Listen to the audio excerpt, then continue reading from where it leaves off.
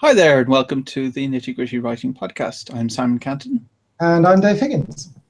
And this week we're going to be talking about fancy language versus plain writing. But before we do that, we'll do our usual weekly update. And Dave, you can go first. Right. Another episode of Seven Stones, written, polished, and published. This one's already got reader comments on it saying it's brilliant, so that's always good to get feedback in less than a day. Apart from that, what have I done? About halfway through a short story for an anthology call, and I've gone over a week without any plumbing breaking, bits of ceiling falling, or random clot happening. So that's been good. Yeah. And for me, I've been editing Fields of Dust, which I'm about 2/3 of the way through. My first kind of fix all the logic gaps pass through. After that, I'll do my copy editing pass, and then hopefully get it beta edited, or beta read rather, before it has to go live. And oh yeah, and I experimented a little bit with my programmy stuff for the beta reading. So I think I mentioned for the beta reader last week that the initial version just had one kind of fixed size, which wasn't great. So no matter what size your monitor was, or if you were using a phone or a tablet or whatever, it would be the same size and you'd have to zoom it. And I've now got it so that with JavaScript, you can just make it the size of the browser automatically. So it changes depending on how big it is. So that was just a bit of messing around, but it kind of bodes well when I have the time to actually do the programming. At the moment, I've got 4 books to edit, a short story to write, and 2 mailing list incentives to write. So the programming's the lowest priority, understandably. So yeah, that's me for the week. So on to the topic. So fancy language versus plain writing. My opinion would be that fancy language is kind of like putting salt on something, on a meal. That little bit can go a long way. That you should have some, but so I think I've mentioned before, Lord of the Rings I don't particularly like, and that's as if you've dumped a whole load of salt over the entire meal. In my opinion, obviously a lot of people like Lord of the Rings because it's just fancy language. It's just constant adverbs and faff. But it's very much a taste thing. So some people will prefer more of it and some people will prefer less. For me, plain is better in most. It's better to understand it and get the point across quickly. In most cases. What's your preference, Dave? Well, I've got sort of 2 tranches of this. The fancy language as actual language and fancy language as prose. Saying what you're alluding to there is mostly the narrative voice, the prose, whether the writer writes it all in fancy language or not. And certainly Lord of the Rings, it's a deliberate effect. It's a deliberate effect that works well if you view the context of Tolkien wanting to write a story that restructured his favorite thing in the world, which was Northern European mythology, so sagas and so on. It's a lot less involuted than the sagas, but it's very much like them. If you like reading Norse sagas, you'll like the way the Lord of the Rings works. If you don't like that particular style of language, you won't like the Lord of the Rings. But I think that that potentially exposes that it's not a question of, when you're talking about narrative voice, fancy language versus plain language. It's style versus neutral narration. If you take a young adult book, that's not written in fancy. Most young adult books aren't written in fancy language, but they are written in language that is targeted at the zeitgeist. So if you take a young adult book from 20 years ago, the narrative is something that's meaningful to modern teenagers, but the language will probably be filled with things that they go, well, what does that mean? Or, that's how my parents speak. So I think narratively, what you're aiming for is a voice that's as close to not needing the reader to have a particular mindset. So you don't want a reader who needs all of their language to be very flowery, but also you don't want to need a reader who happens to like 1990s youth slang. But the separate thing from that is character voice, where it's not the whole story, it's a particular character speaking in a fancy way. And that potentially is more tricky for me, because there are some stories where you start off reading it, you think, okay, the author's gone for a literary style. It's a little bit hard going, but I can cope. And it's a steady biver, like driving down a rough road. Whereas some things, you'll have a character who's deliberately pretentious, and everything will be bimbling along in their normal, accessible, casual English. And then suddenly you'll hit a character who uses 3-syllable words, never uses a contraction, speaks in extensive paragraphs. And instead of that biver of the rough road that you get used to, you think, well, I don't love this, but I can get used to it. You're driving along a nice smooth road and then you hit a pothole. And the lurch you get from suddenly hitting that can be worse. So I think, if you're writing formal language for a formal character, that's something. It's tricky to do. Is my first story that did really well, the first one I had accepted, was for Apocalypse, and was about the protagonist and narrator was a lawyer who had a more formal diction. And because he was narrating the story, the narration was more formal.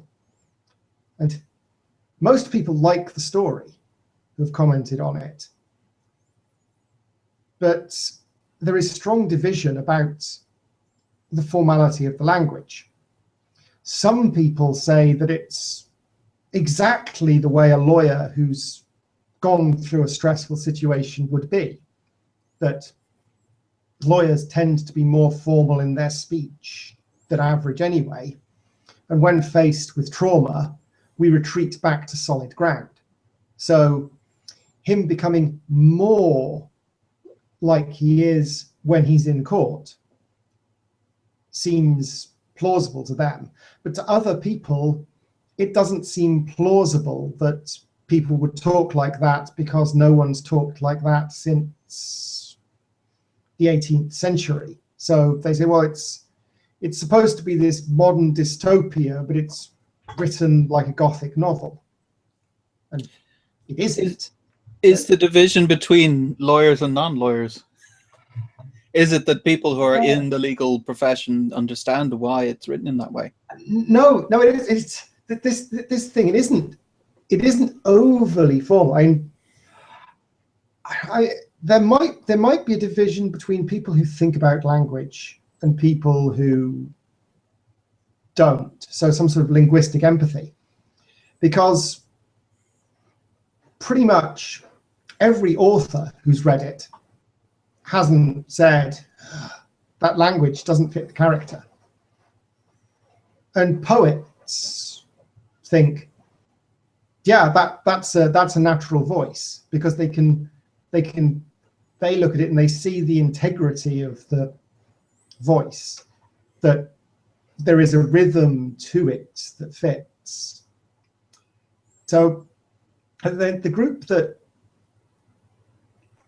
don't get it so well, potentially sort of a certain subsector of this dystopian market, because there is a crossover between young adult and dystopia. So people who like the Hunger Games, which has a youthful, casual style to the writing, and the writing is good. I mean, from a technical perspective, the Hunger Games deserve to be seen as a good piece of young adult dystopia. So there's nothing wrong with that style. I like the style. It's not the style I would use necessarily for my own work, because I don't write that story. But for the story, it's a great style. But people who've read the Hunger Games and read Divergent and so on, and then come to a story thinking dystopia, I think it's not the disjunction that the language isn't right. I think it's that the character and the language fit, but the character isn't what they expect. But because most readers aren't critics, aren't authors, don't do all of the technical study of books in the way that authors and lawyers do automatically, I think potentially they don't know that the problem isn't actually that it's written in a lawyerly voice. The problem is actually that they weren't expecting a lawyer. So they think it's formal language. Whereas it's very interesting. Sorry, I interrupted. Whereas they say sort of this is what I'm saying about the character. If a character is supposed to be formal, then that can cause issues for readers who don't like that voice, even if that voice is authentic. Yeah, I mean, so what you're saying is very interesting, that the voice itself needs to fit readers' expectations, which we've talked about before. So what I was thinking, a parallel might be that if you were a director and you were filming an episode of Jersey Shore, but you filmed it as if it was The Godfather, then people would go, what the hell is this? This is terrible. Even though there's nothing wrong with the style of filming The Godfather. It just doesn't fit with the genre expectations, which is, you know, shaky cam and Dutch angles and stuff. So the same could be true of dystopian, as you say, where people are expecting plain language.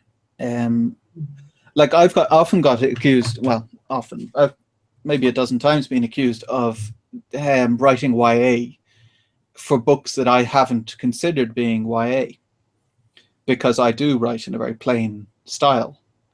It's not fancy language. So then people will say, this is a YA book, but with sex and violence and swearing, which makes it not a YA book then, because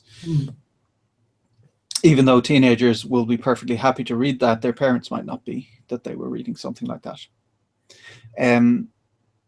So that's true. That was an interesting thing I hadn't thought about before, that the Tolkien, for instance, choosing a very kind of flowery style intentionally in order to match the style of book he wanted to write. Yeah, he loved Old English and so on. So he wanted to write in that vein.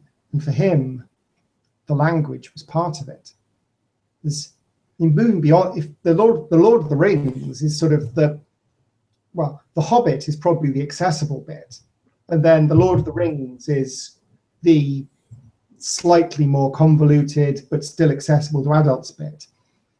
And then you get into the Silmarillion, and that really starts to deviate from fantasy, but is very recognizable to me when compared to the large book of Norse sagas I've got on my shelf.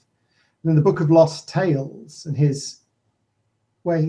bits where he's telling the history of the elves in verse. It's that sort of 40 pages of verse. And that is almost exactly, apart from the fact it's about made-up elves, the Scandinavian storytelling from the 800 AD. So so he was aiming for that, I think. But and he wasn't aiming, I think, to write. He wasn't aiming to write fantasy. I mean, fantasy comes, certainly in the modern sense, from people going, we like Lord of the Rings, we want to write more stories like that. But we're authors, not professors of Middle English. So when we write books rather than thinly veiled sagas. So I would say that maybe it's just my reading bias, but the majority of fantasy is far plainer language than Lord of the Rings or Game of Thrones or any of those kind of epic fantasy things. But if you are writing epic fantasy, I think that requires writing flowery language, just because of the precedent that's been set. There's definitely language. Depends on the default language depends on what you're writing for. Because unless you're doing comedy, as you said, sort of Jersey Shore shot as The Godfather. If you shot Jersey Shore as The Godfather and then serialized it over 6 weeks as one segment in a half-hour comedy show, people will probably eat it up. They go, this is brilliant. Jersey Shore is that pulp entertainment. It's hugely shallow. The Godfather is arguably one of the seminal visions of Western masculinity and how it both strengthens and weakens the soul. And so crashing these two things together and then playing it straight, it's brilliant piece of observational comedy about Western civilization. So I think, definitely things can work if the reader's expecting it, if that's what the reader wants, which is something I've encountered actually earlier this week. I was reading urban fantasy, and as people who've encountered me more than once on social media will probably know, I really like Lovecraft's work, the Cthulhu mythos, and the expansion of those concepts. But I was reading this urban fantasy, which I thought was urban fantasy. 2/3 of the way through the book, suddenly I encountered Lovecraftianism, and it's probably my favorite genre. But at that point, I ground to a halt and thought, what? No, that doesn't feel right. Not because it didn't fit the narrative of the story, because all of the evidence up to that point could easily have fitted. And not because I don't like Lovecraftian horror, because I do, but because I hadn't expected it. It was far enough away from where I thought the story was going that and this is actually a mythos story, felt a little bit like you've just stuck it in to be popular, like having a Matthew Perry guest star, not because you have a role that's perfect for him, but because he's a famous actor. So you have Matthew Perry pop up in the background. People will go, yay, it's Matthew Perry. So it felt a little bit tacked on, despite the fact that from a technical perspective, it wasn't. So that I think is where the formality of characters can have the same effect. That if the reader isn't expecting formality, or isn't expecting casual speech, or isn't expecting 1980s hip hop speech or whatever, it hits them and makes them think, that doesn't fit my expectation. So possibly, if you want a character who does speak more formally, and I've seen this done, you hang a lantern on it so that the reader knows that the author is aware of this, that it's a conscious choice. Is in the case of a character, it was a boy who spoke without using contractions. And almost immediately he was introduced, the reader was told that his mother was an old school English teacher who thought that contractions were an abomination. So he was punished if he used them. So he'd been conditioned to speak in a more archaic dialect. And because you hit this character who's using do nots and shall nots and must nots, and then at the point where you're thinking, that seems a little stilted, you get this, he's been conditioned by his mother to speak in this way. You go, yeah. And because the rest of the book is written with contractions, that this is why it's the way it is, delivered almost immediately after you start thinking, that's a little bit off, makes you think, okay, the author does know what they're doing. It's a deliberate thing, it's a character thing. And that's where I think shifting register can make a difference. Is a white teenager who speaks in hip-hop phrases while living in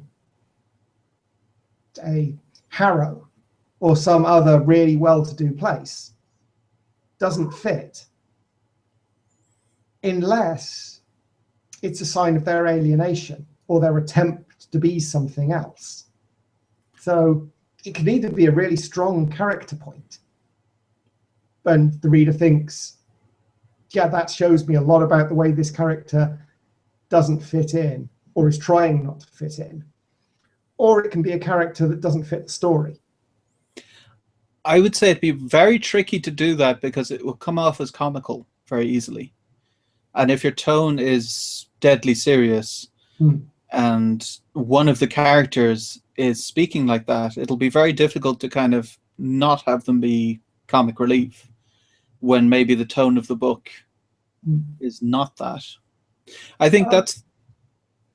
Sorry, go ahead. But, well, this is another thing that potentially authors and poets and literary critics are more likely to notice that ordinary readers who read purely for enjoyment don't necessarily pick up on because they don't know to look for it. That written dialogue in a book, whilst it's based on common speech, isn't actually anything like it. It's trimmed of a lot of words. It's certainly trimmed of ums and ahs and pauses. Because you try to write authentic dialogue, it doesn't work in a way that's accessible to the average reader. If you do reportage, it doesn't seem authentic to the reader because reading rhythm and speaking rhythm are different enough. And similarly, I think with any dialect, that you want to put a certain amount in to flavour it, but you don't put in nearly as much as you would if the character was actually a real person having a conversation with you. Yeah, I mean, what Graham Linehan said about that, obviously he's writing for television, but he was saying that you take out every word that isn't 100% necessary to be there. So you might have a sentence where a character is saying, all right, well, I have to go home, so I'll see you tomorrow. And instead, he'll take out everything until it's just see you tomorrow or just laters or whatever. And reduce and reduce and reduce as much as you possibly can, which is one way of doing it. You can also go in the opposite direction where you are being a bit more fancy and having a few more words to it. I think for me personally, it feels like treading water if someone is not reducing their words as much as possible, but that's maybe my personal preference. I mean, you were mentioning that it's authors and poets and people like that who understand where the language is coming from, whereas readers are just thinking, this isn't like the other things I've read in this genre. So it's something to be very careful about, because obviously we don't want just other authors to be our only audience. That would be kind of pointless. So yeah, the other thing you've mentioned a couple of times is that dialogue can be very different than the prose that's around it. And I would say that dialogue is the only place where I personally will have people say anything that's anyway flowery. Usually my descriptions and things like that tend to be too plain, if anything, which is something I'm working on to try and spruce them up a bit and not have them be so, as I might have mentioned on a previous podcast, that there was a field, the grass was green, it was kind of long. That's not the most interesting thing to read either. You don't want to be too plain, or you're just, a telephone directory. So yeah, I mean, that's certainly in editing Fields of Dust at the moment. A lot of what I'm doing is taking sentences that are there and simplifying them. So there may be 2 sentences describing something, and I'm trying to get it down to 1 wherever I can. And then in other places where things haven't been described enough, I'm putting in a couple of sentences, but new sentences to kind of describe things a bit more, give more of a feel of the place.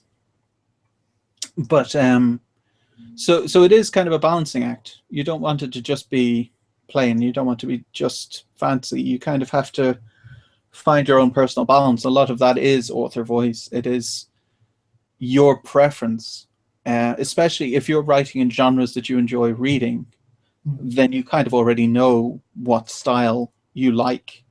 If you read epic fantasy, that's all you read, then you probably like to write flowery language that mirrors that kind of effect. Obviously, you don't have to, but it can be a natural thing to fall into, that you write what you like to read.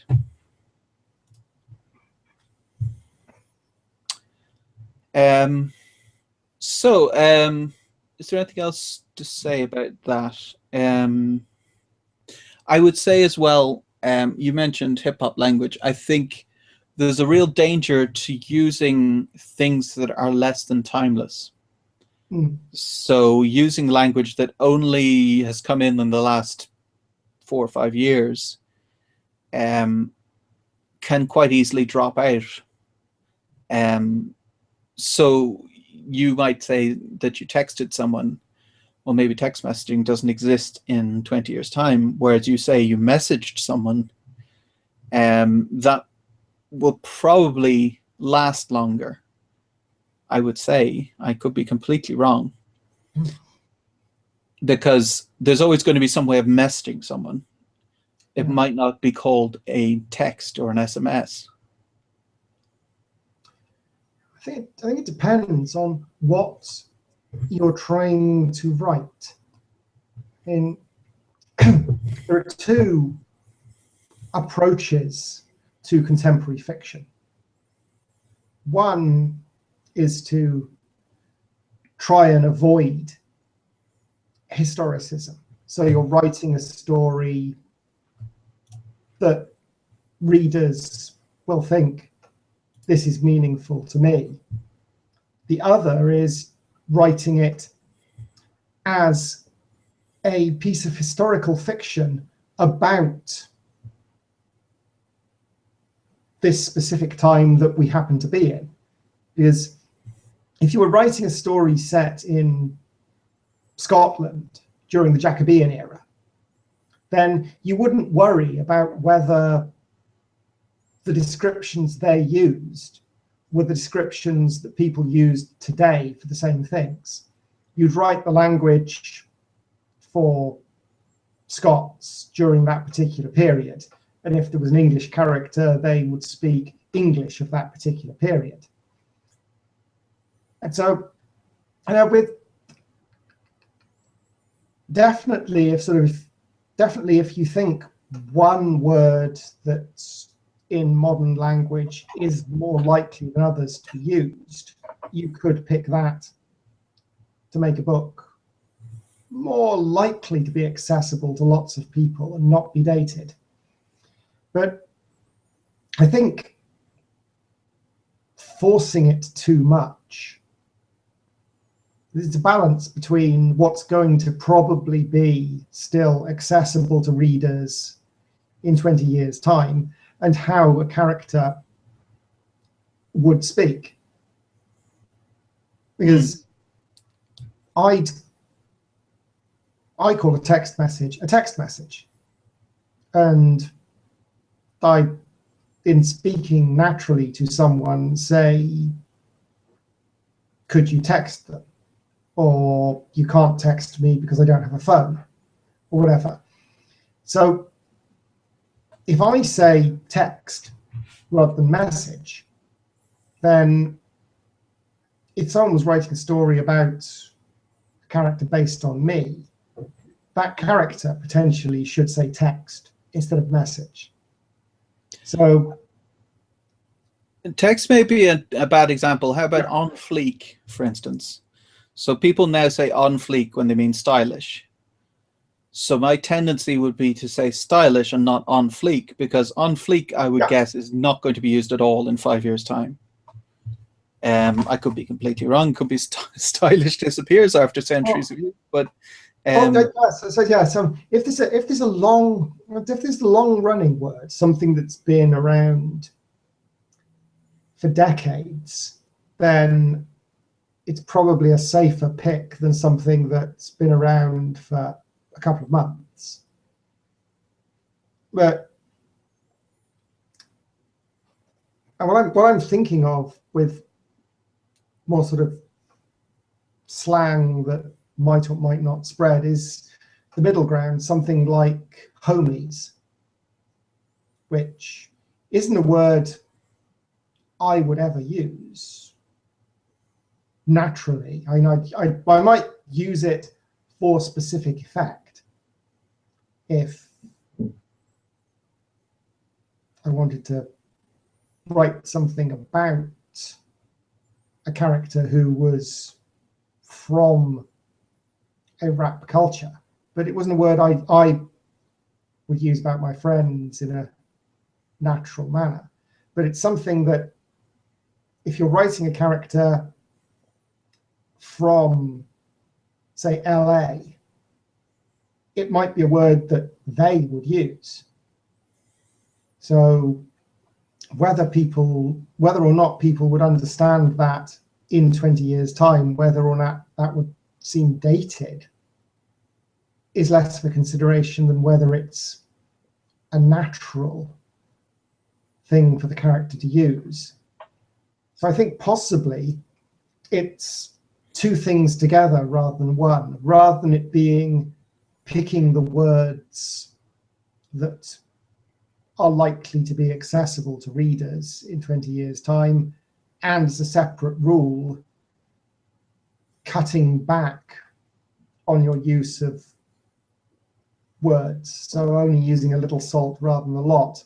It's sort of two things together, that you should be using a few words that are authentic to the character and not caring about their accessibility to readers in 50 years' time, because you're aiming for them to be flavoring rather than something the reader actually actively notices.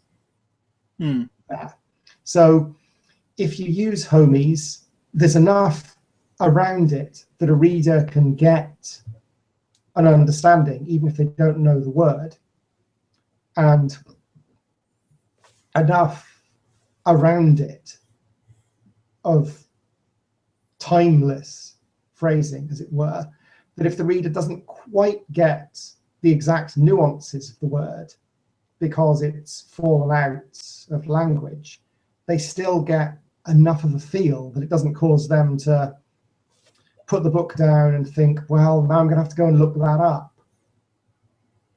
That's a great advantage, obviously, of ebooks. That, as I mentioned last week, I'm reading Seven Eves, and he is using a few words that I have no idea about. So I've just hold my finger on that word for 5 seconds, and the definition pops up. So, which is something I used to do as a teenager. I'd have the dictionary, and I would check words that I didn't know. Usually these days I don't have to check words. I do know a few words, but he's been using some words that I've no clue about, which is where I would say you've gone too far in the fancy writing direction. If you're using words that an author doesn't know, not that I'm the world's genius on word usage, but I'm pretty good. And if I don't know it, then I would guess that 95% of people don't know it, at least. So in that case, I think you've gone too much in that direction, unless you are going for the audience where your whole point is, no, this is for the people who do the Times crossword. It's not for the general public. So yeah, and that's another thing where you can use particular subsets of language, like scientific language for science fiction. If you're doing hard sci-fi, you should be using fancy language in that case. And if you're saying microgravity and parabolic, whatever, that kind of stuff, then you should be using that, because the audience there is expecting those words. They know what they mean, or they want to know what they mean. So therefore, you should be including them. The same would be true of historical fiction, as you mentioned. If you're writing about a particular period, they would be expecting at least some flavoring in the language reflective of the period. A good example is Miller's Crossing. I don't know how authentic it is, but the movie Miller's Crossing, all women are referred to as twists, which could be just made up for the movie, but it seemed like it was an authentic word from the 1930s where, okay, that's what they say about a derogative word about women. So yeah, definitely it's about, we keep coming back to reader expectations, but that's pretty much it. That if you're writing a genre that you're not used to, you should at least be reading a considerable amount of that genre to know what kind of things readers are expecting. And if they're expecting something that you don't normally write, it would be worth at least flavoring your writing somewhat, I think. You don't want to obviously compromise. You don't want to be just pandering, writing well outside your comfort zone, where you're just, if I tried to write epic fantasy, that would be a disaster. I'd just be throwing in flowery language willy-nilly for no reason, and people would see right through that, I would guess. Yeah. But you can kind of stretch it a little bit. And one thing I wanted to mention was Shakespeare, which I've had discussions with my brothers about, where myself and one of my brothers think that it should be modernized, and my other brothers disagree very strongly and think, no, Shakespeare should be as it's written. My feeling is that when language has gotten to the stage where it's not understandable anymore, where the words themselves don't even mean the same thing anymore. So sack, for example, means wine in Shakespeare, but sack doesn't mean that in our modern parlance, which means that then someone talks about going to get sack and you go, what? That doesn't make any sense. And if you have to have one column with the text and one column with the explanation of every single word, then you've gone too far, I think. So that's another place where you have to veer towards being understandable, I think, more than being obscure. Yeah. That I think is, yeah, that I think is Shakespeare has two very different audiences. Shakespeare as it's taught in schools, Shakespeare as it's viewed by Shakespeare lovers, is about control of language and viewed as a critical exercise, or as something where you're looking at how he shifts meter to achieve effects, how he invents words to fit his needs, that you can understand it. Because Shakespeare, well, whether he invented the words himself or whether he had a good ear for evolving language, lots of Shakespearean language is the first instance of those words being used. So from a technical aesthetic perspective, the language is what it's all about. So changing it misses the point. But from an entertainment perspective, A Midsummer Night's Dream is a cracking story. If you strip away the Shakespearean jokes, which don't make sense because, as you say, words have changed, and also because some of the jokes refer to things that were really funny to Shakespearean audiences, but don't mean anything to us because we don't have the cultural framework. So if you strip those out, the story of Midsummer Night's Dream can be great when told in space in modern French. So I think they treat Shakespeare as two separate things. One of them is that he's a brilliant populist storyteller. So his narratives are engaging to modern audiences, but the language gets in the way if you don't understand it. And from the other end, he's a brilliant writer of language. So he could be equally entertaining writing about something else, potentially. So as a political correspondent, he would have been, had they allowed political correspondence in the 16th century, probably one of those ones where even people who didn't love politics would read it, because he had this way of capturing the politics in an engaging way. His language is good, but definitely there's nothing sacred about his phrasing that means you have to use his phrases to tell his stories. you can split them in two. I would say it's the equivalent of if there's a high school or secondary school level physics class. If you produce Einstein's theory of relativity full PhD doctorate paper and said, there you go, read that, or you give them a Neil deGrasse Tyson explanation of kind of the Cliff Notes version, those are the equivalents. That you're saying giving Shakespeare to 15-year-olds is the equivalent of giving them the entire theory of relativity, all the mathematical explanations. It's over their heads and it's just wasted, in my opinion at least. And even if you're talking about adults, it's wasted on most adults, unless you are really into physics and you have a PhD in physics and you understand it all and you want to read into the details. In that case, it's fine. Yeah, it wasn't wasted on me, but lawyers as a group tend to be linguistic analysts. So I've probably always been at one end of the picking sentences apart, studying words thing. So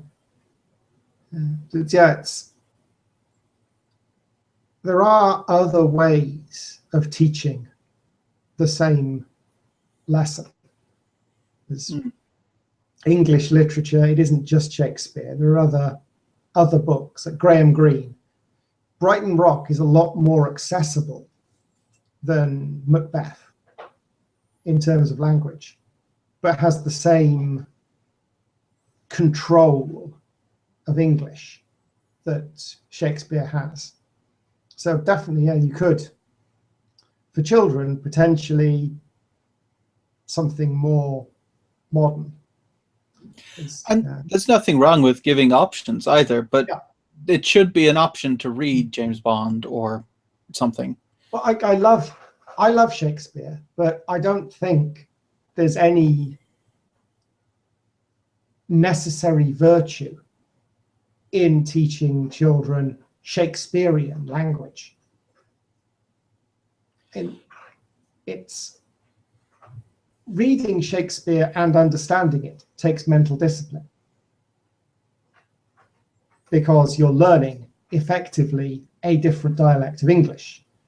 And developing mental discipline is a good thing and something that's useful for schools to teach. But you could develop the same mental discipline by reading a piece of African fiction, or like sort of Toni Morrison, something that's written in English, but not written in the English of Southern Britain during the 21st century. So, Shakespeare. I mean, I would say that that's infinitely more beneficial.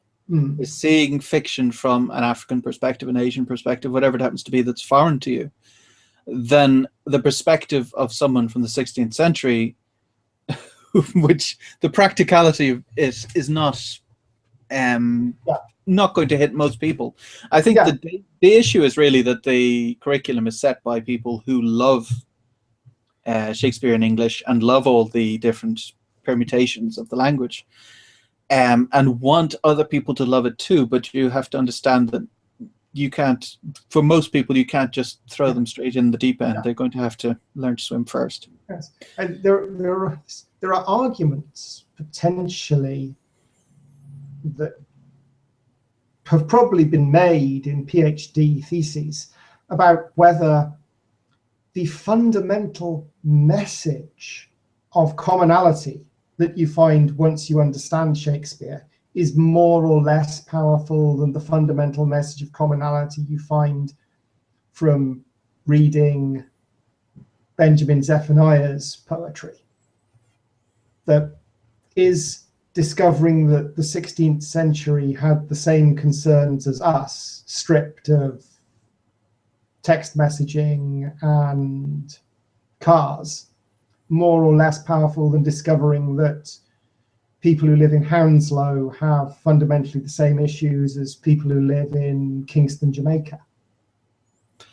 I would say that I'd say there'd be a lot more work involved in the curriculum, setting the curriculum. But if you showed a comparison between 16th century concerns and 20th and 21st century concerns, that would be very useful, I think, to teenagers. Yes.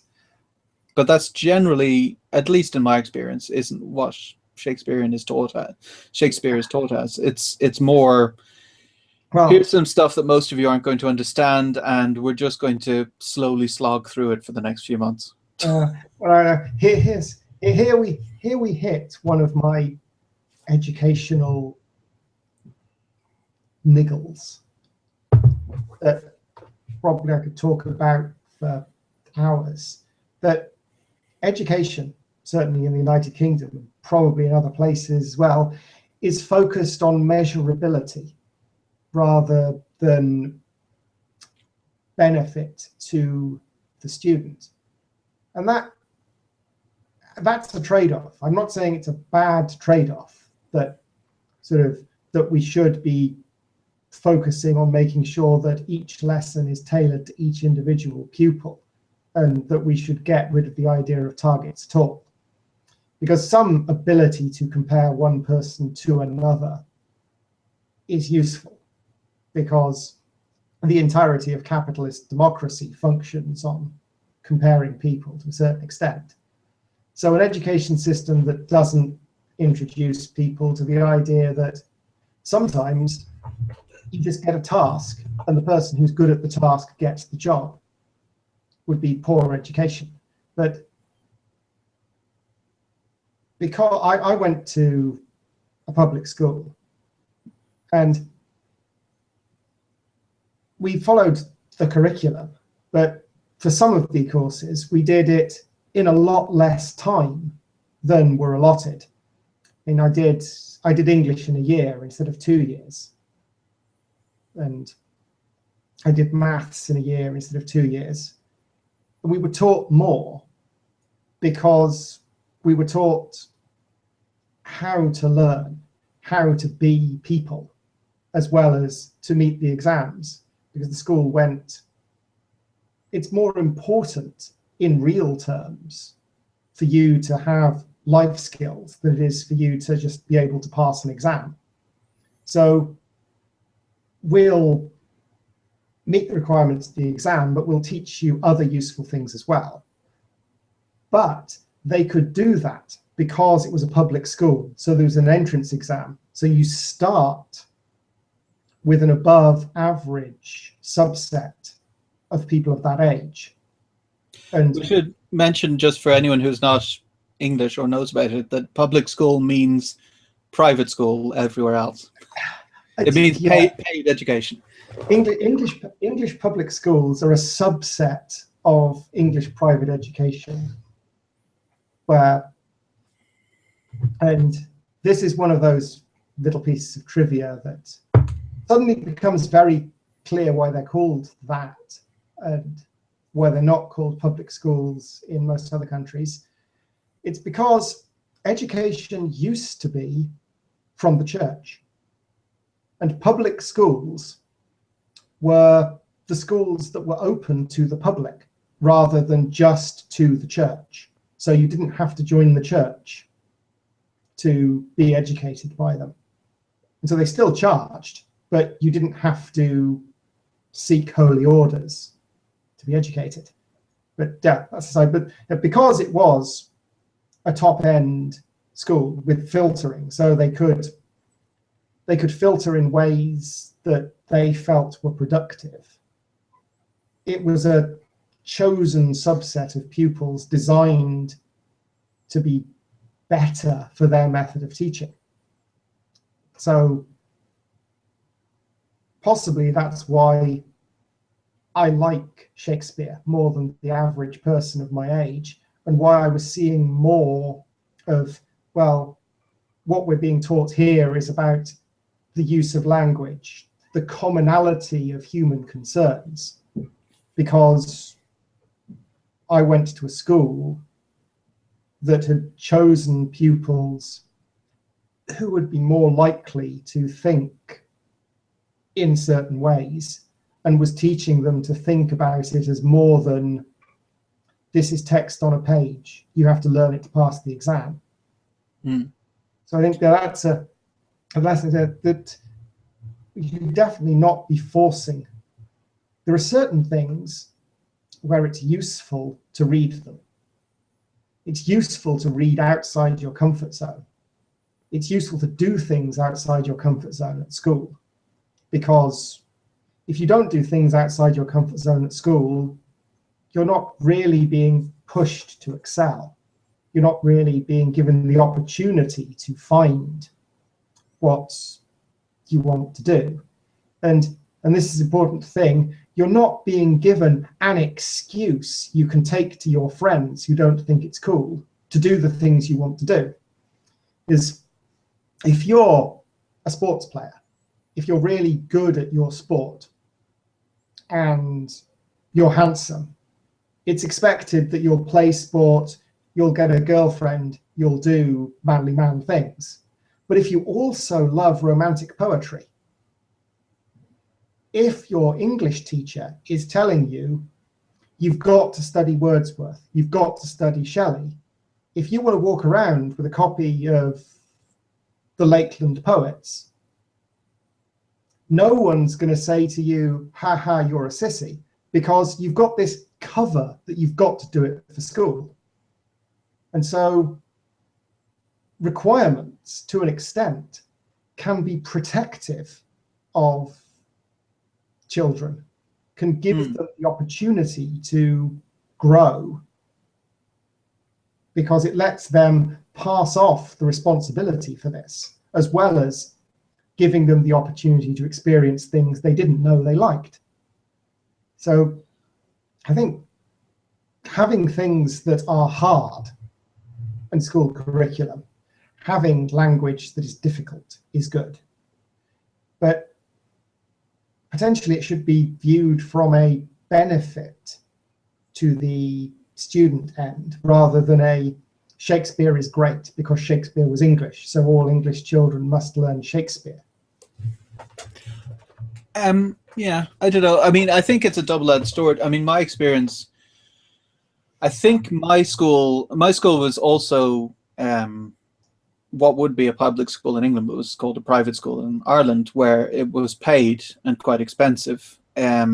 So about 10 years before I started, they had dancing lessons, boxing lessons, fencing lessons, those kind of things, because the point was they were trying to make young gentlemen who were all round, you know, ready for life outside of school. And my feeling is that that changed in the 80s.